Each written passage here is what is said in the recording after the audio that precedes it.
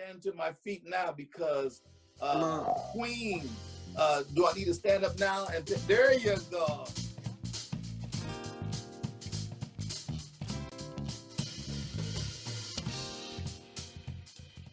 Good afternoon, Pastor Clay. Well, good afternoon. Superintendent Clay. Good afternoon, Good afternoon, First Lady. All of that stuff. Hi, honey. How are you? Wonderful. How are you? I'm fine. Thanks for asking. Good, good, good. So today, what are we talking about? Chatting with Clay. We're going to talk about the holiday spirit. How about that? All right. Sounds good. That sounds good. That sounds great. That sounds great. Hello, everyone. Hello. Welcome to season 2, episode 15. And this is the finale of the season. And we just wanted to go out and with the holiday spirit, since this Thursday is Thanksgiving. Right.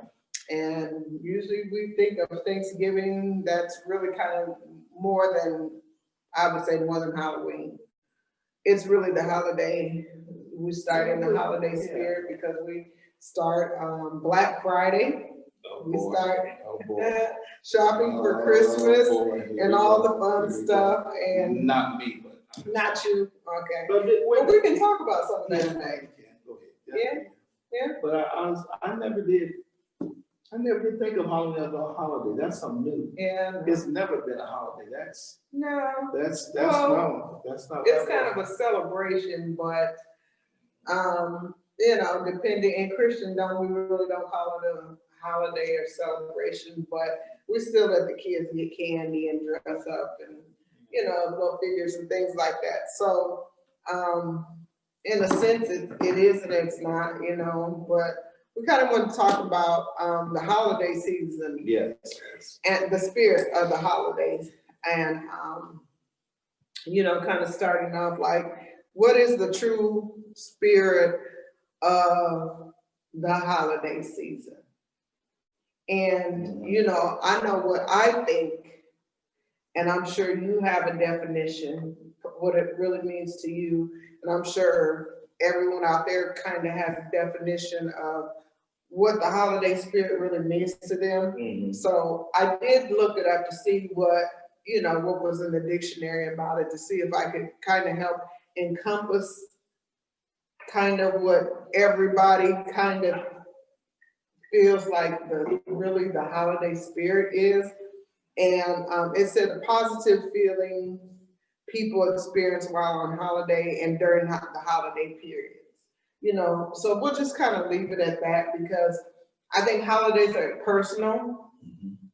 And everybody's holidays, we kind of tailor it to how we were raised, how our family, how your family, how other people's families celebrate the holiday season. But pretty much, I think that that definition kind of encompasses what the holiday spirit really is. That it's that positive feeling because during the holidays, everybody wants to be happy. They want to celebrate. We like to reflect even and at that differences, time. Put all differences aside. Put the differences aside. And and then you have those that would like to look at that the holiday season is coming up and there'll be a lot of phoniness shown because folk maybe they haven't gotten together all year or had difficulties that never did, bring to a climax or crushed or able to move on, So the holiday season comes around and you got mixed. Yeah, but we want to keep it positive. Keep it right. We want to keep it positive because a lot of times holiday during that time too, you get to see your relatives. There you go. Your family and friends that you don't get to see all year. Right. Or maybe that's probably the once a year you get to see them. I know for us in our family, we had 2 family reunions. We had my father's side. We had a family reunion through the year, and then my mother's side, and then we had the holidays. So at the family reunions, of course, you didn't get to see people that you see all year. You look forward to those family reunions because you get to see people you don't see all year. And then for the holidays, same thing, you know, so you might get to see some of those people twice a year, and you might just get to see them once a year, you know, but pretty much everybody looks forward to the holidays. Right, you know? pretty much so. Yeah, yeah. So, you know, with that being said, the Bible is full of celebration through dance and song and food and activities and stuff. And what are some of the celebrations that you can, well, we know we can go back in the Old Testament, talk about the different feasts, right?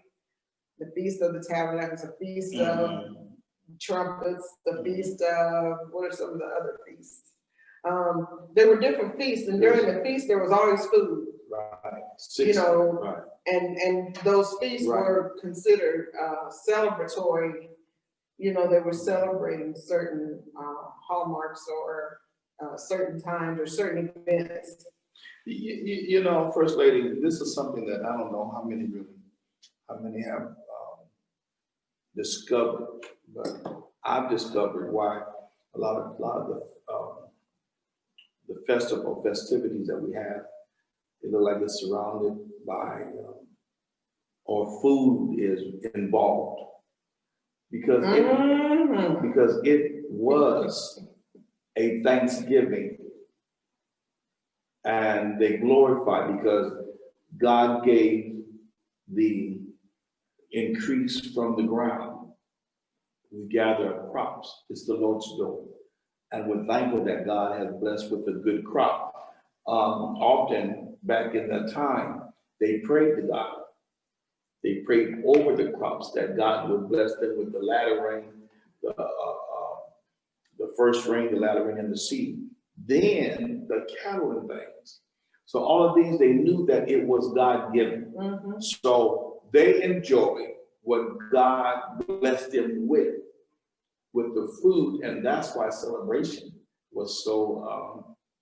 It was again based around food and whatnot, and as they gathered from the fields, as they were able to grow livestock and sacrifice or ate from the farms and whatnot. So that's why it was really centered around, because man recognized that it was the Lord's doing in both areas. So that's why food, again, there's so many celebrations around food, because we probably lost that giving thanks. We even tried we teach our children to pray for food. That's right. Be thankful because God gave us that. So yeah. And this holiday season, we really have a lot to be thankful for, even for the food, because when you think about everything that's going on around us, and for us here in Waterloo, we have the pork plant, and how, things are being affected, that way, and the economy and everything, and, we have the derecho that affected the crops and devastated the crops and whatnot. So and we're still in the land of plenty. We're so blessed here in America.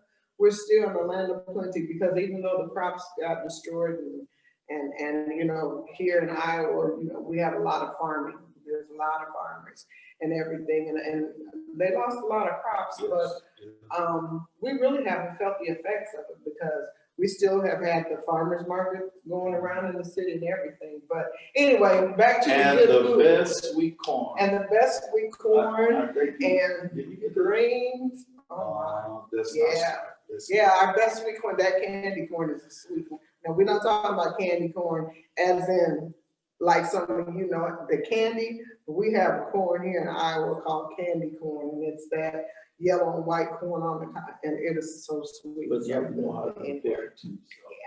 But anyway, so we think about the holidays, and we think about good food, good fellowship, just enjoying the family, and we think, we talk. But I kind of have a little skeleton. I'm kind of going awry a little bit, but just thinking about that, some of the fond memories for the holidays and the cooking and everything, and what are some of your favorite foods that you look forward to? Let me narrow it down first. What is your favorite food, some of your favorite foods from the time, even from childhood, you can go back to there if you want to, but that you look forward to around Thanksgiving? Can I go back real quick and then I'll walk up to the food? Because it adds up to the food. Mhm. During this time of year, when I had moved away from Iowa, and this time of year, when they start burning leaves, I could smell the burning of the leaves, and it took me back to Iowa, and it brought me back around Thanksgiving time. And my mind, when I smelled the smell, and I still smell, when I smell burnt leaves, it's like, man, because I knew it's close to Thanksgiving time. Okay. And I knew So that some of the smells? the smell brought me to ground of Thanksgiving, that brought me to, my goodness, mom making homemade fudge around the holidays for Thanksgiving.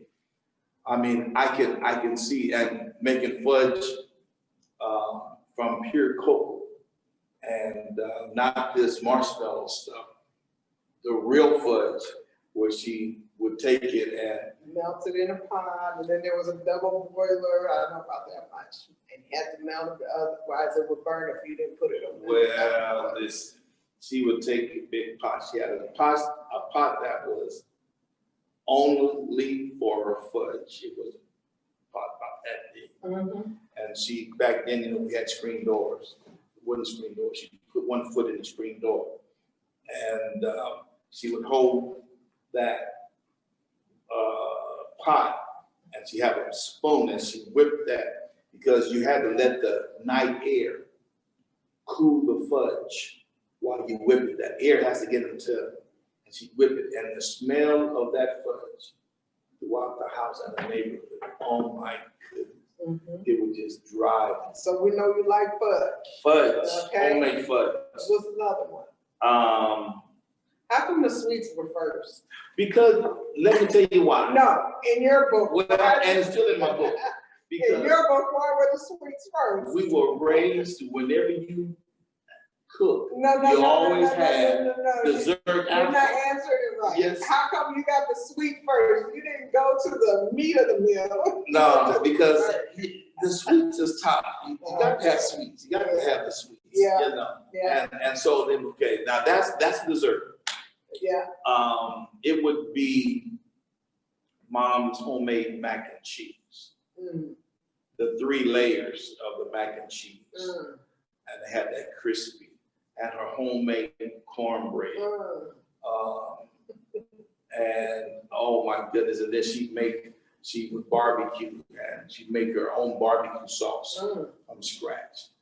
And all of them smells, and I can't stand ham today.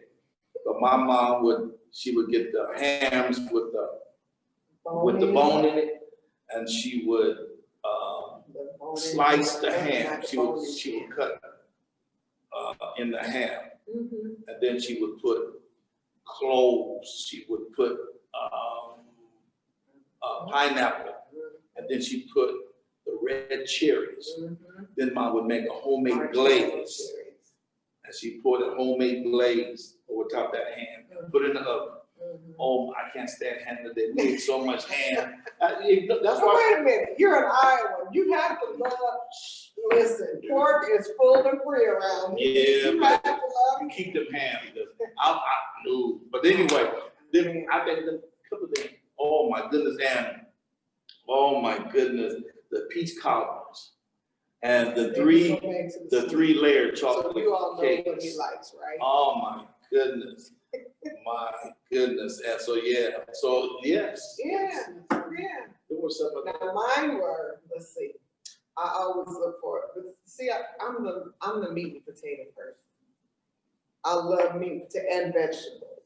So, my version, it looks totally different than yours. Yes. The desserts were okay. But I'm a picky eater, and I was really picky as a little girl. I've done a little better now that I got older, but like I don't like my fruit cooked. I don't like fruit cooked. I like it cold and crisp. To me, apples aren't supposed to be warm and hot. Peaches aren't supposed to be warm and hot. I know some of you all are gonna say, well, wait a minute, what about peach cobbler? I like peach cobbler because I like the crust and the juice. Right.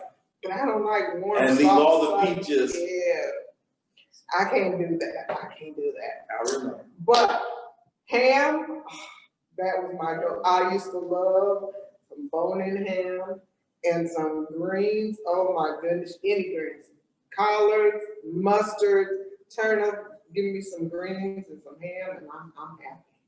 And some nice beef rolls. Oh yeah. Oh yes. Oh my goodness. Man. The homemade rolls. Oh, Oh yes. Oh yeah, they I would can't make forget those- about the oh homemade my bread. goodness. Oh my The loaves of bread and oh yes, Yes, yes, yes. yes. And my mom would do the homemade yeast rolls, you know, and I remember her getting the yeast and stuff together to get the rolls, and after she made the dough, put it in a bowl, you know, in one of those glass bowls and cover it. We didn't necessarily have a cheesecloth, but you know, she would cover it with a cloth, dish towel or something like that, and of course a clean one, and until it started to rise, you know. But just smelling it, even uncooked, you know, you was gonna have some good rolls. Oh yeah, and the dressing, you can't have dressing without having cornbread. So the the cranberries, the dressing and the cranberries. Right. And, you know, I take a little bit of turkey, but ham, that was my go-to. I look forward to that. And the macaroni and cheese, I think, of course. Grandma used to make the best. My mom's mom, oh my goodness, she made the best macaroni and cheese. I don't know what she did to her macaroni and cheese that was so different, but there was no macaroni and cheese like Grandma's macaroni and She cheese. made the best cherry pies. Well, she did Yeah, that too. dessert. See, Yeah. see that? You perked up on Yeah, that. she Dessert, did. see that? Yeah, But but I she ate made the the best crust cherry pie. and the juice, Yeah, and not the left the cherries. cherries. But you know yeah. what? And something else that I recall, and a lot of things that I'm talking about, you know, I still do. You know, coons, barbecue coons.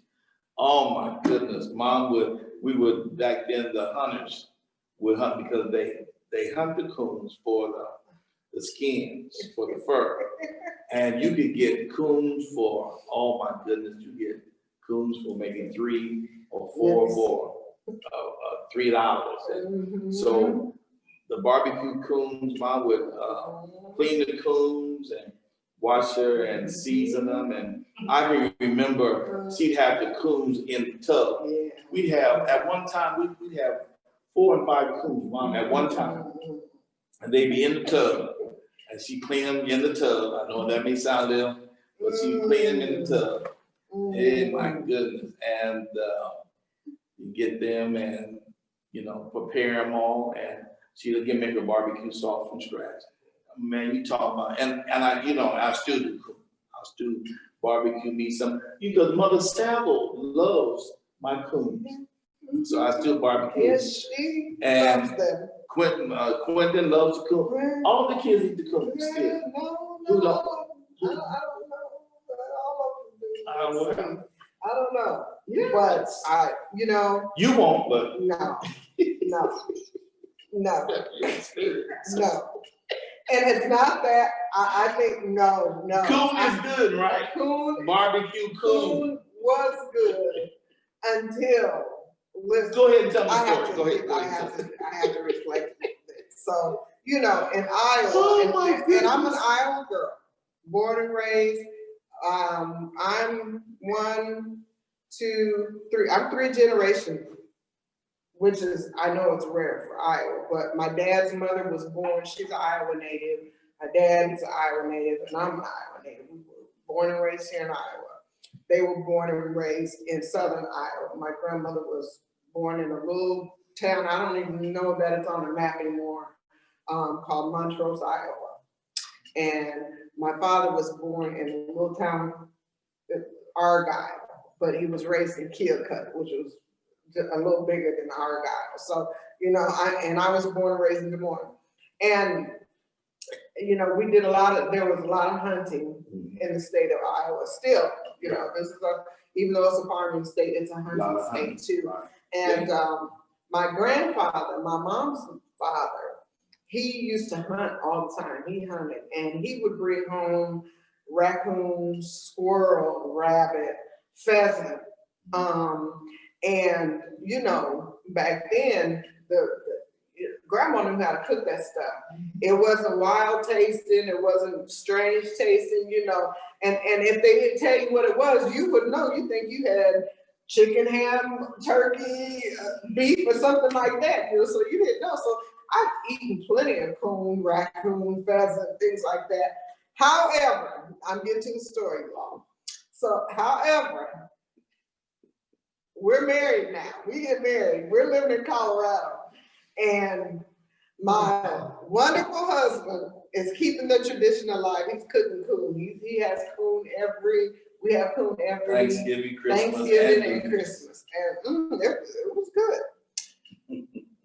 This particular year, I come downstairs in the dark. He had a coon and it was sitting on the counter thawing. I never saw the coon before it was cooked. I only saw it cooked on the table. So I come down in the kitchen. I think I was coming to get a bottle for Quentin.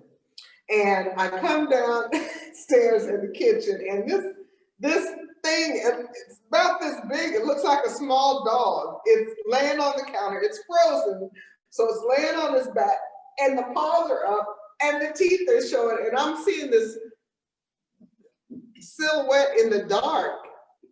And then, you know, I kind of see just little lights peeking through from outside, and I'm kind of seeing something white. So I hit the kitchen light switch, and this thing is laying on my counter showing its teeth. I said, I'm like, get down here and get this thing off of my counter. And so here he comes running, trying to figure out what's going on. I'm screaming and hollering. I have never eaten another coon since then. And it's been over 36 years, I know, since I touched it. But I didn't know that. Well, I guess they have to sell them with their head on, so you know that it's not a dog. it's a raccoon, Right. not a dog. But anyway, it's the law. That's my funny reflection, though.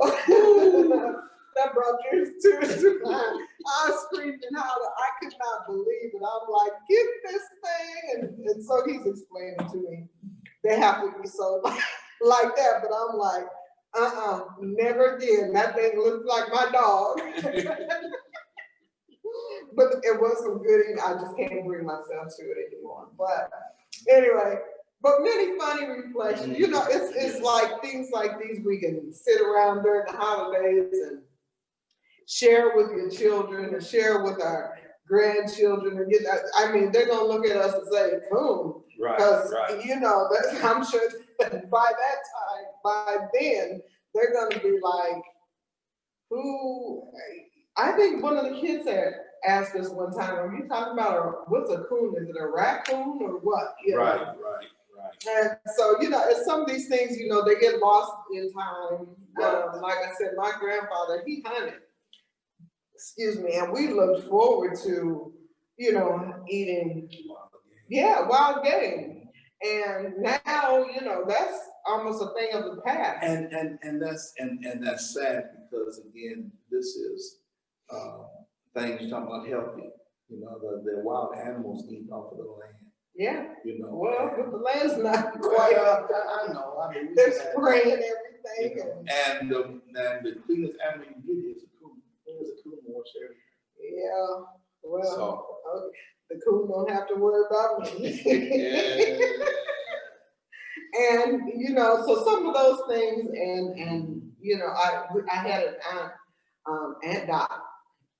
She was our sweets maker. Oh my goodness, there was nothing. So I'm not by myself. Oh, there was nothing. She used to make candy.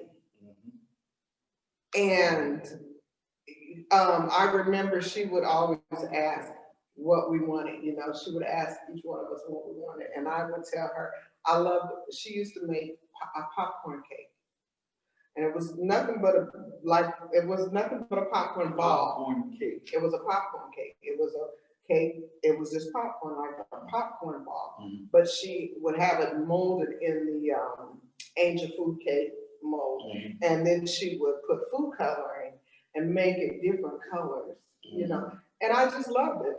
It was a popcorn ball, but you know, it just molded into a cake. But she made in divinity. You know, divinity candy, that white candy. Yes. She would make that, and I always like mine with the nuts in it. And some of the grandkids didn't want the nuts, you know, they wanted the fun. But those were my two favorites that she would make. But we would put our request in. There was nothing, I mean, in the sweets, there was nothing she could, she made the cakes, the pies, the candy. No, mom would make candy. She'd make homemade peanut brittle. I love peanut brittle. She would make, and I can't stand it today. She made that, what was it called, that,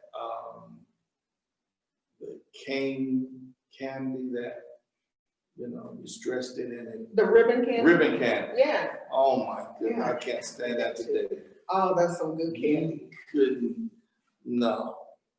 I had ate That's so much of because you that. want the cakes and the pie. Yeah. You know, the candy's the good stuff. No, it's not. Because you know, today I'm not a candy eater. No.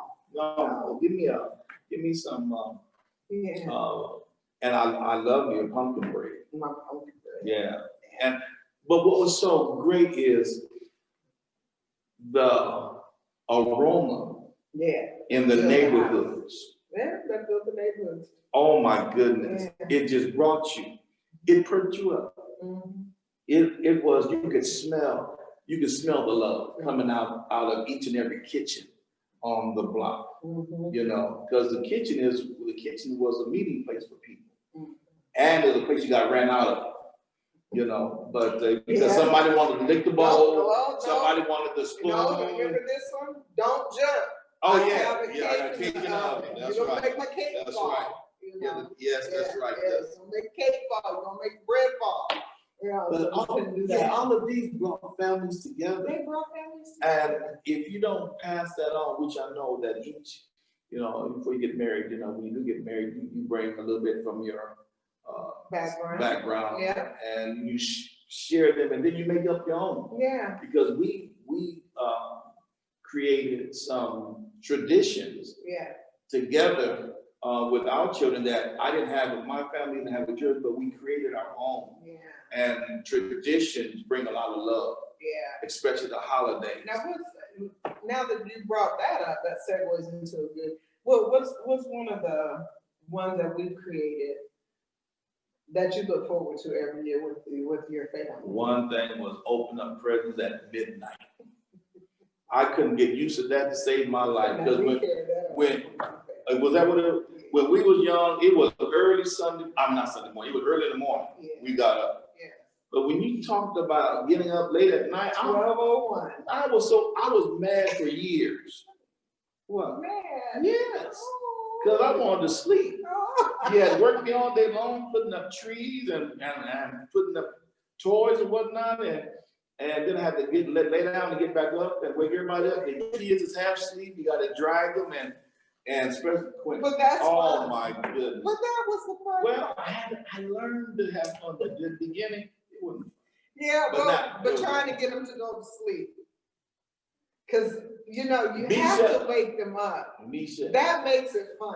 Yeah, but when they're right. up waiting, that Yeah, doesn't yeah. make it fun. So we would try to get them to go to sleep. That was the hard part. That was the part that wasn't so fun, trying to make everybody go to sleep. And then we remember some of the big toys, we had hide them. Yes. Because we couldn't wrap them. Right. So we're trying to get them to go to sleep so we can sneak the presents Right, out. right.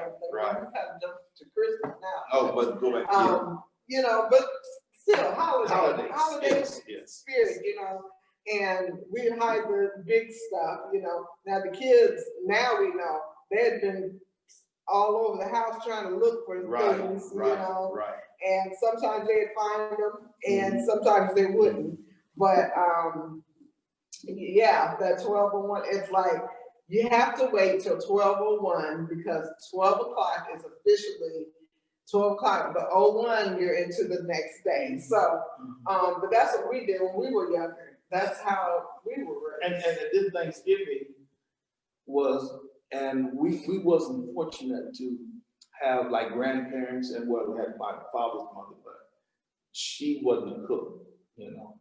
But just to go to other people's houses, you know, that you what you try to do is you try not to eat too much, because in your thinking was, okay, I got to save room because somebody's cooking, you know, one of your favorite dishes.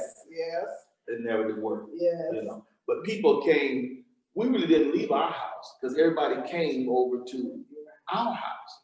We stayed there because since Mom was the cook on both sides of the family, you know, and people would send in their requests for her to make different things. I recall I had one uncle that wanted that ribbon candy, and then Mom's ribs, and then her son wanted just jars of Mom's homemade barbecue sauce that she made from scratch. They just wanted that, and then the chitlins and hog maws, you know. How could we forget about the chitlins and hogs? Chitlins and hog maws, and oh my goodness! But our house was the place that people came and just ate, and it was like, it was so funny to me to see people eat and then complain. They eat so much. They're full. Oh yeah, because and they get mad. I can't believe I ate the whole thing. You know, and yeah, so it that was fun, and it brought everybody to the table. Yeah. We ate at the table. Yeah. You know, in Thanksgiving, you came to the table. Yeah. It wasn't, you know, I mean, I look at it now and I see commercials on TV where kids and stuff are, they, you know, put your cell phone up or get off your cell phone, or this is family time, you know, but that's a different era. You know, we didn't, you know, and trying to make room at the table, and then trying to make room for all the kids and stuff. And a lot of times we would have, you know, we'd have the big main table, and then we had to have, we'd have a table for the kids, and you know, just trying to find room for everybody. But that was so fun. And our table was really awkward because one of my brothers was left-handed. And nobody wanted to sit beside him because he was left-handed, because he's always, you know, he's always hitting, you're trying to eat and he's left-handed, and he's always, so you almost had a fight at the table, but nobody wanted to sit beside him. So how did Mom do that? I think he was always at the end by himself, so he couldn't hit everybody, you know what I'm saying? But nobody wanted to sit beside him. And I got the blunt of it. I said, man, can you move over? But you know, there were the days. Those were the days. You didn't mind being squished together. You know, and then people found a place to sleep. They slept on couches, chairs, on the floor.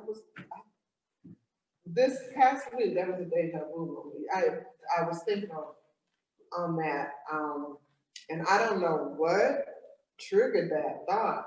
But I was just thinking about how blessed we are now that we get places that we make sure everybody has a bedroom. But back then, we didn't have bedrooms. I mean, we all shared. Right. That's what I'm saying. Right. We had, wait a minute, let me fix that. We had bedrooms, but everyone didn't have a bedroom. Right. And, you know, even for us growing up, there was 4 of us raised together because my baby sister is 13 years younger, so by the time she came along, we were teenagers, you know. But the 4 older of us, we had 1 bedroom. We had 1 brother and 3 girls. And we lived in a 2-bedroom house. And the beds were such that my older sister and I, we shared a bed.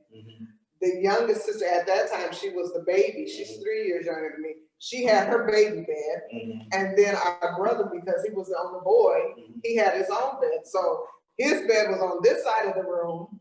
My sister and I had a double bed on this side of the room, and actually it was a rollaway bed. You could, I don't even know if they call them rollaway beds anymore. You could fold it up and put it up, you know. And she and I slept in the room, and then, like I said, our baby sister, she was the baby, so she had a crib. So her bed was over here against this wall. And I didn't mean to go off, but you triggered me. And I don't know what I was thinking about, why that came, but I was like, man, we're so blessed now because we looked for places and it was like, okay, we have to have a bedroom for all the kids or whatever, but we slept in the same room, but we had our little spaces, we had our little territory, you know. My toys are here, don't you touch them, and don't you come to this spot. But And during that time, when you got done eating, because I didn't have a bedroom, my brothers shared their room, and then my sisters had their room, and then I had to stay. My bed was a sectional couch. I think they brought them back. yes, But mine was a sectional couch, and so I had when company came, I was the first one that mom would make me get up, and then I had to take, roll up my little blankets and stuff and go to another room so they could sit down on my bed. But when people ate and they got sleepy, they would literally find a place on the floor. Oh yeah. Mom had, back then they weren't blankets, they were quilts. Yeah. Mom had a ton of quilts, and around the holidays, you'd find people laying in the corner or whatnot, and we were together, and we did it, and so that made the holiday. You look forward to that. You wake up, somebody's foot is in your face or whatnot, and But the importance of that is, I think I heard you say it several Sundays, a lot lately, as a matter of fact, about the importance of our senses. And just having the stimulation of love, being in the same room, that atmosphere, that environment, that happy time and that happy space. And what makes it so important is that even right now, as we're talking, I can see in your eyes, you're going to another place in time, and I am as well. But those things are important because of that, in your different times and stages in life, you can reflect and you can have good reflections, and just it's healthy to reflect, it's healthy to build traditions with your family. It gives them something to look forward to. It gives them something to hold on to. And like I said, most of all, it gives them something to even reflect at times where maybe like now, we're not going to be able to physically get together like we, I mean, some people will, some people won't. Some people have, the elderly are in senior citizens' homes. Some people are sick and in the hospitals, but for whatever reason why we can't get to them, you have some that are just incarcerated, whatever the reason may be. But when you have built this foundation and built these moments where you can enjoy one another and reflect, that can carry you through until you get to. You are so right, because when I was not living in Iowa, and I did get homesick during every year during this time, and when I smelled them leaves burning, my mind went back and said, man, that smells like home. Yeah. And then I thought about Thanksgiving. And so when you're away or living in a different city, and you do get lonely for your family and you want to be around family, but it's the things that you remember that was in you that even today that is dear, and we can sit and laugh and you go back in your mind and recall so many things. That's so precious. It is. Because it was the purpose of family was drilled in us, and it had nothing to do with salvation. I come from a family, we wasn't saved, but the purpose of family was drilled into us, so to where you're so thankful, and so that helped. If you're not able to be with your family, the way you was raised and the things that you remember that brought you back, it'll never leave you. It'll never leave. So that was so powerful to me. So when I got to the place of, man, I wish I could go home and whatnot, it was that. And then the other thing is, I guess that they called me the apron baby. I'm the youngest.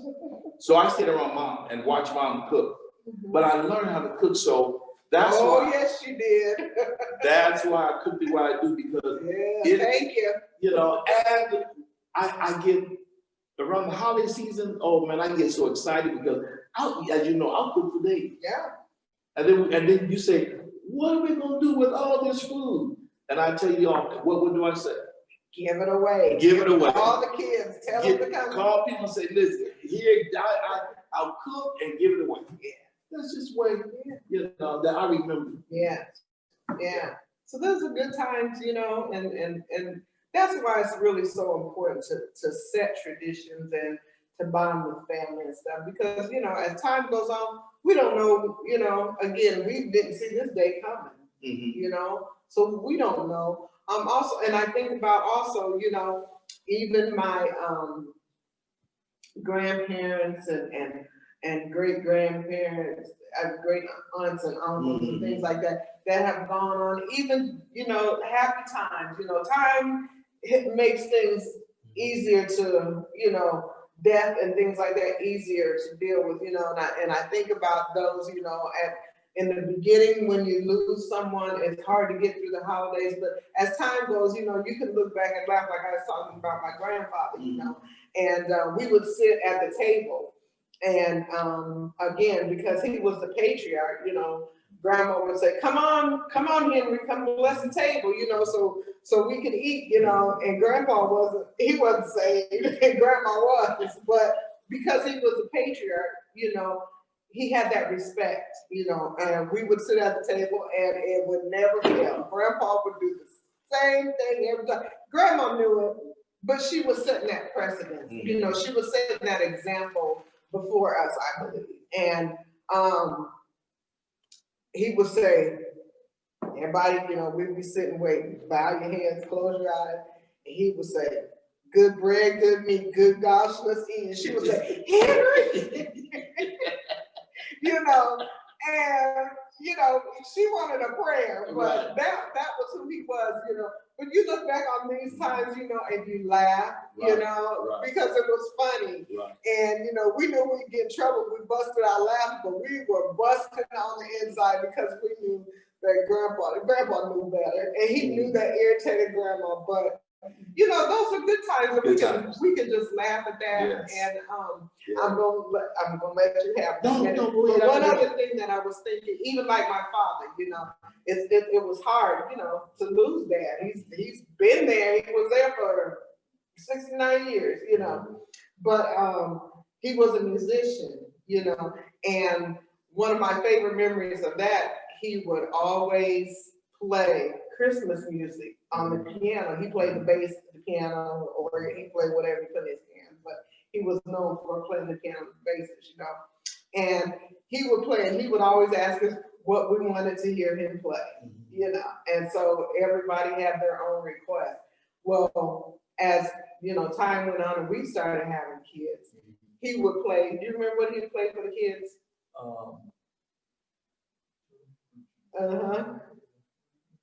The Charlie Brown thing. Yeah, I can't remember how it went. Well, you could. Yeah. But he would play the Charlie Brown thing, and they would love him. We would say, you know, Grandpa's gonna be here, and when we lived in Denver, he would come, you know, and he'd bring his keyboard, because of course we didn't own the piano then, but he'd bring his keyboard. Oh, we had the small. Not in Denver.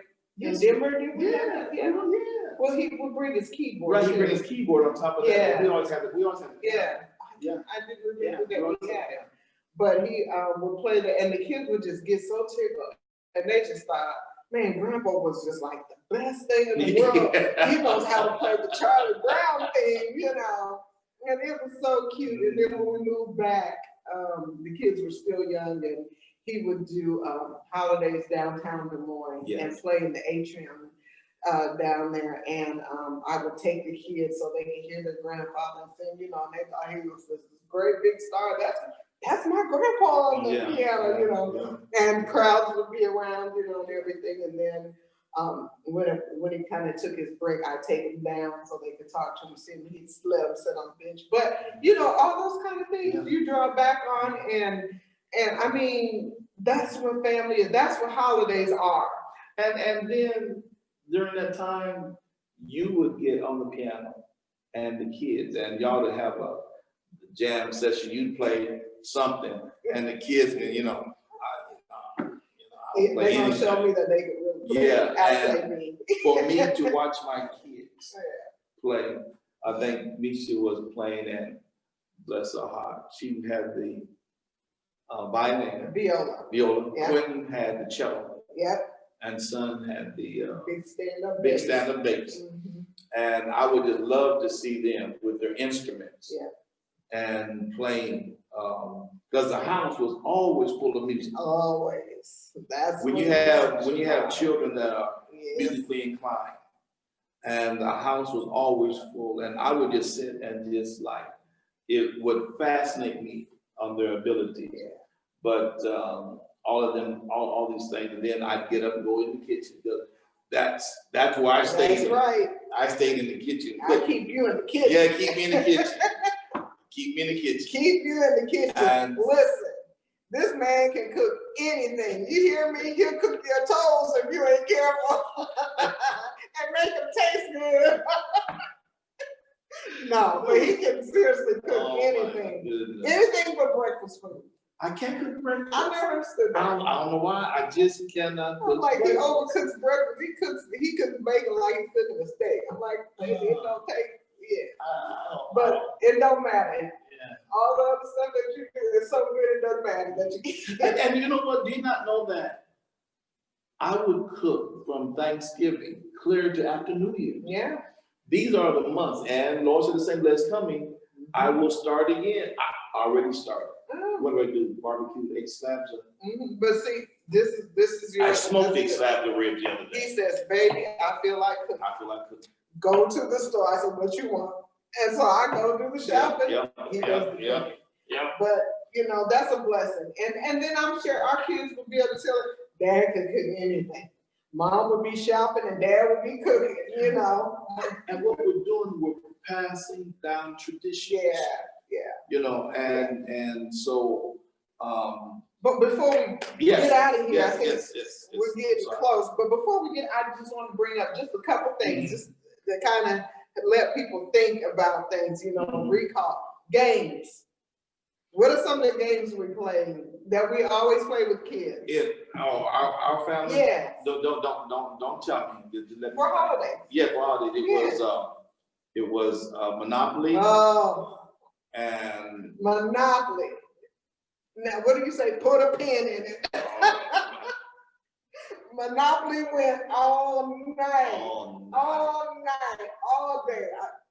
Listen, you play Monopoly with them clay men, you will be frustrated, broke, and they don't give. They stay on that board and they lock that board up. I'm like, listen, I just went out. Can I pay y'all to get out? No, I didn't even have any money, so I couldn't pay to it get was out. Monopoly. Monopoly, what's the other one? Scrabble, and there's one more. Hold on, don't tell me. Monopoly, Scrabble. And It's kind of new. Well, it's newer because it was now when the kids were little, but since they've been older. Phase 10. Phase 10. Phase 10 goes, I mean, I think we got how many versions of Phase 10? They always have another version coming out. But the original one. Yeah, That was, yeah. Right. And that was, we played those all after we ate, that was it. But I now remember when we came in, the Wii games. Yes. Yeah. Yes, electronic. And we'd move all the furniture. Right. And we would play Golfing, bowling, tennis. Uh-huh. Oh man, And that tennis got did we have wild. the fishing? Fishing. Right. With the Wii. Yeah. That's right. But before that, go back further than that, it was the Nintendo. Yeah. Remember we had the big Super Mario. entertainment system. That wasn't then. No, What's we the had one the that had big the one. little knobs That that- was Atari. Yeah, I tried with the ping pong, the ball would bounce, and then the little things that would go, and you try to shoot them. Yeah. That was Atari. Oh my goodness. The Atari, paddle. yeah, Yeah. Oh my Atari. goodness. Yeah. But we always played games with the kids. Yeah, always play games. And we always tried to teach them that there's gonna be a winner, there's There's gonna be a loser, so nobody get mad, Right, you right. know, and everything. And we didn't always have prizes, but sometimes we had prizes. Right, But we didn't Yeah. always have prizes. Yeah. But you know, we did that till we got tired. yes, And- yes, Yeah. and just fell asleep. And just right, and right. then it was time to go. Yeah, yeah. And just sitting around reminiscing, just like we're doing now. And then we had our schnauzer, Mhm. Shira, and Misha would always sneak Shira food, and we said, don't be feeding that dog. Don't feed her. And Misha be at the table. Well, all of them did it, and she would be there getting scrapped. We knew they were doing it. Yeah. And we didn't have to go Christmas shopping for the dog either. And Misha would dress Shira up in and her dog dresses clothes. and dog clothes, and the poor dog be sitting there with the dress Yeah. on, looking like, Yeah. will y'all do something with y'all daughter? 'Cause, Yeah, she would be, and by the time she finished, she had one arm out, one arm in, she couldn't even walk, you know. But what can we really do to really preserve and restore, you know, the holiday spirit? Like we're laughing and talking now, you know, my prayer would be that all families, you know, share good times like that. Yes. What can you, I mean, what would you really say to somebody to, even that's even getting started, or maybe their family is, you know, everybody spread abroad because people move, you know. Right. We pretty much, wherever you was born and raised, that's where you kind of Yes, stayed, right, you know, for really. Right. But, you know, people move and things so much, their jobs and just different circumstances, and, you know, they're not close to their family like they would love to be. What would you say to them? Well, now that we have the technology, and I'm, Oh, yeah. and I'm thinking, like for your mother's birthday, Yeah. we have the Zoom and something else that you brought in. Mother's Day and Mother's Day. and her birthday. So you got all the family together, Yeah, and y'all got on Zoom. yeah. And like when now they was going back in days past, Mhm. thinking about different things, and y'all was having a reunion or get together, a family back then, and they was laughing and Yeah. falling out during Zoom. So I would encourage to use that technology Yeah. and set a certain time and call everybody and say, listen, we're all going to be on a certain time, and then it helps even if they're new family members, you know, that are, you know, people have children or whatever, because Yeah. we're losing generation Yeah. where, you know, Yeah. we may know first cousins and nieces, but their children, like now, when I see your family, I know your sisters and I know their children, but they are having children. I don't know their names and they look just like, but it's like learning family, staying up with family. And even with my family, we're spread out. And I've lost you know, we got my nephews are in 40s and close to 50s, you know, and so it's Yeah, like, they're not much younger than me. yeah, right, okay, thank you. Yeah, I'm Thank you. close to their age. Yeah, thank you. I know somebody laughing right about now, but it's all right, that's all right, but use technology. Yeah. You know, every year when my mother was alive, I would call and on the telephone and share and whatnot. Or I'm blessed to where I have her recipes. You know, you that have. And we put the kids on the phone too. Yes, and yes. talk to grandma, Yes. grandpa, you know. Communicate, Yeah. share, and then take some time out during this holiday. Yeah. You know, and if you can get Zoom or whatever, talk, FaceTime, you know, and just share. And just go around the room, go to the oven and say, listen here, this is so-and-so, whatever, just, but have fun. Enjoy one another, you know, really have fun. And laughter is healing by itself, you know, in spite of what may have happened, in spite of what we have been through, learn to laugh. Learn to laugh and embrace each other. Yeah. We're getting older. We're getting older, and so it's good to enjoy each other. And it's really, you know, it's not about things. It's not about things. You know, it's It's about. not about spending a whole lot of money, No, because no. sometimes you have droughts, Right, you know? right. And I can remember those times too, and those were some of the best Christmases, because we tried really hard to make up the deficit and not let the kids feel that. You know what I'm saying? Or not let each other feel that. Right.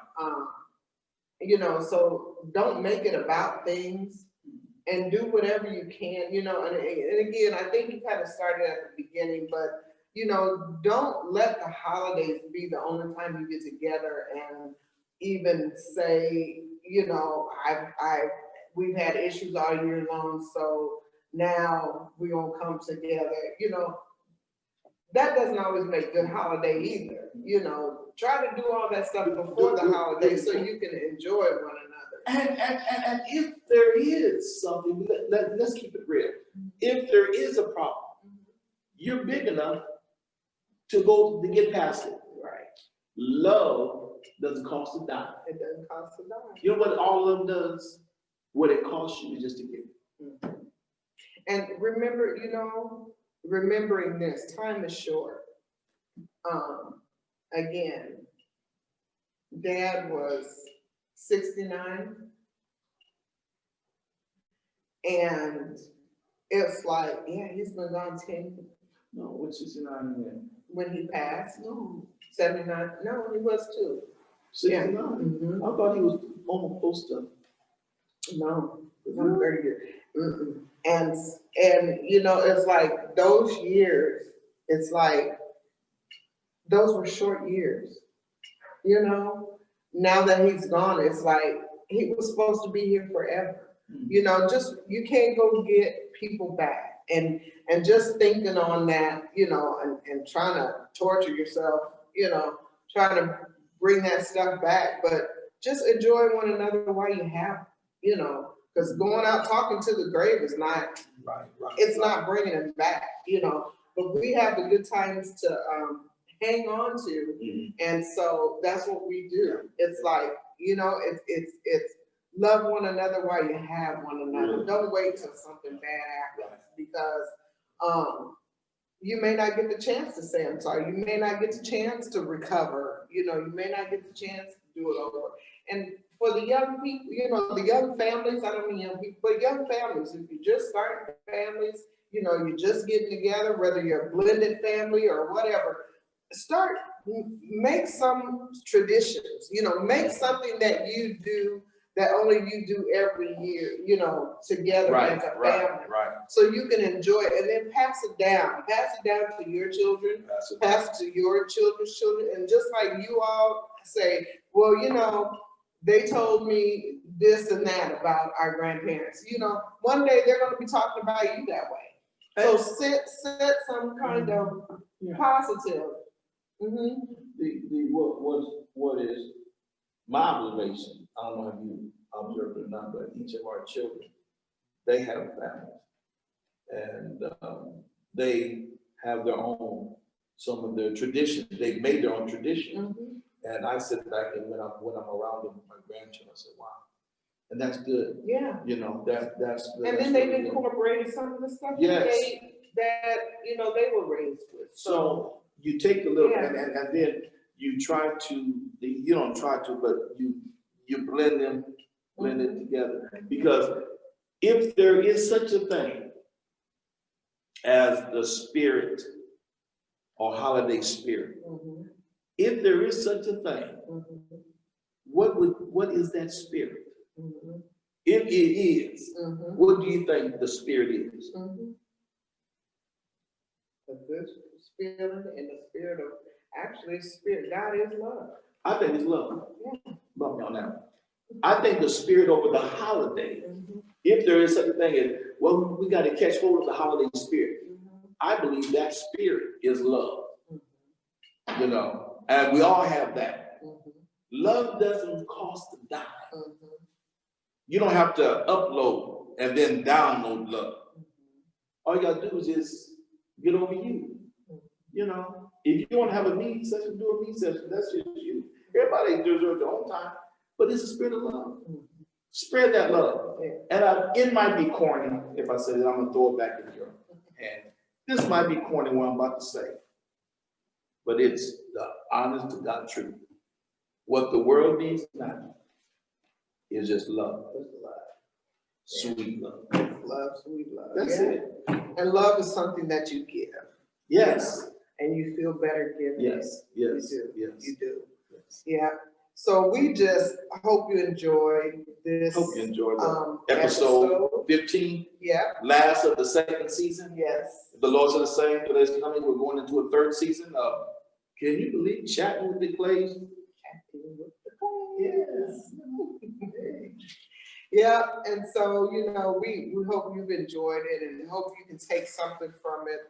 And, you know, begin with your family. If you don't have anything else, give love, Yes, you know. just give love. And we know that this holiday may be strange for each one of you, but reflect on the good that each one of you are yet here, you know, and you that have lost loved ones, we're praying for you because we know the void, we know how that feels, you know, and you can't ignore it, it's there. So we're praying for you, and we're praying for those that, you know, have been sick over the holidays. Yes. And all of that. And again, we want to say thank you to the first responders, for Yes. those that are just risking their lives during this time Our to take care, our military men and women. military men and women, our, you know, policemen, Yes. firemen, our Yes. doctors, and, you know, all of those that are on the front line. I think that encompasses it, the frontline workers. You know, we just thank you because you made it possible for us to live. And we thank God for your heart. So we're praying for one another. We pray that you have a wonderful holiday season. And if you can't do anything else but give love, because that's the most important thing. And love covers, the scripture said it covers a multitude of faults, you know. So we just thank God for each one of you putting up with us, our Miracle Central family. Yes. Just praying for us and that we get through this time together. We thank God for each one of you. Each and every one. And, you know, just continue to pray for us, our strength in the Lord. Yes. Because it has been a challenge to keep the ministry going during this time. Right. And we need some encouragement too. Amen. So remember to like, share, leave a comment so we know you're there. God bless you. God bless. And happy Thanksgiving. My brothers and sisters, I pray that this was a blessing unto you. First Lady Clay, would you like to say anything? Don't forget to give us a thumbs up, subscribe, and hit the bell. Leave a comment. God bless.